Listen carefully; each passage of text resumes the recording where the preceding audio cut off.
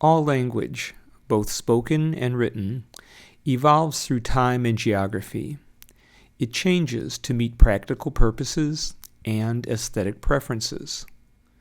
When Alcuin of York was charged by Charlemagne to create a hand to copy all books in his Holy Roman Empire, it had to be quick to write, accounting for its slant, and clear to read.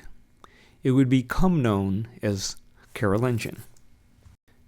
It was so successful that it remained the chief book hand for centuries throughout many nations, so that by the time the Ramsay Psalter at Winchester in the 10th century was created, it too was done in Carolingian, but distinctly evolved. Fast forward almost a millennium, and Edward Johnston borrowed from some of the forms from the Ramsay Psalter in creating a basic style to teach his students a foundation for learning how to use the broad-edged pen. Later came the name foundational. Anne Camp, one of foundational's most accomplished practitioners and teachers, sought to further refine the foundational hand in her excellent book, Pen Lettering. This has influenced and inspired many current calligraphers, including myself, to continue the respectful evolving of these rich, strong letter forms. The rendering of foundational on this video is not the traditional 4.5 nibs tall body height, as is usually taught these days, but rather 3 nibs tall body height. Personally, I find this compact, strong set of forms more aesthetically appealing, and it's quite useful to create contrast in works that call for 2 different writing styles, for instance, an elegant italic. For those who do want an exemplar of the 4.5 nibs tall body height, it is presented in this video after the teaching of the letter Z. All the basic characteristics presented in the 3 nib tall body height and the 4.5 nib tall versions are essentially the same. The main difference being that the 4.5 nib tall version is more open and delicate. Please feel free to download that exemplar from this video and use it as you please.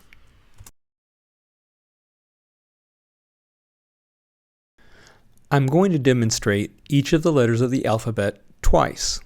The first time, I'll do it in slow motion, explain and show how things are done in detail, and then the second time, I'll demonstrate it in real time. Of all the letters in the N family, the A is the most difficult to create that dome shape, in part because without the initial vertical to embed that curve into, you have no visual point of reference. We'll set our nib down at the 30-degree pen angle, almost touching the guideline. The back and forth motion not only starts our ink flowing, but also gives us a sense of the trajectory we'll vault out into to create that strong dome shape, as in the rest of the N family, before transitioning from the curve down into the vertical in a quick, clean release.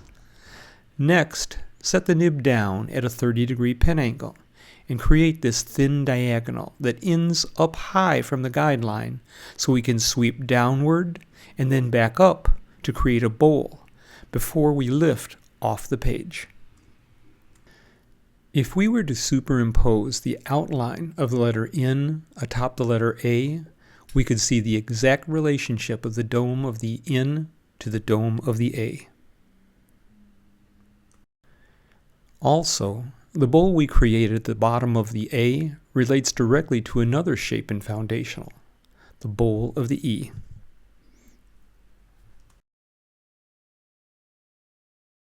Now the letter A in real time.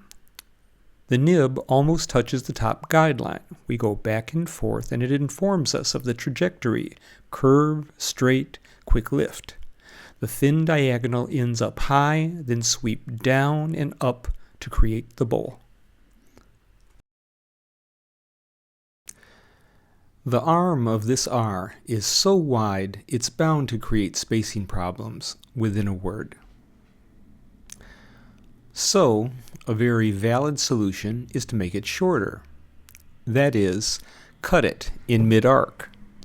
It will still be very legible and solve the spacing problems, creating a much more equal visual rhythm between letters and within a word, such as in the word irritating.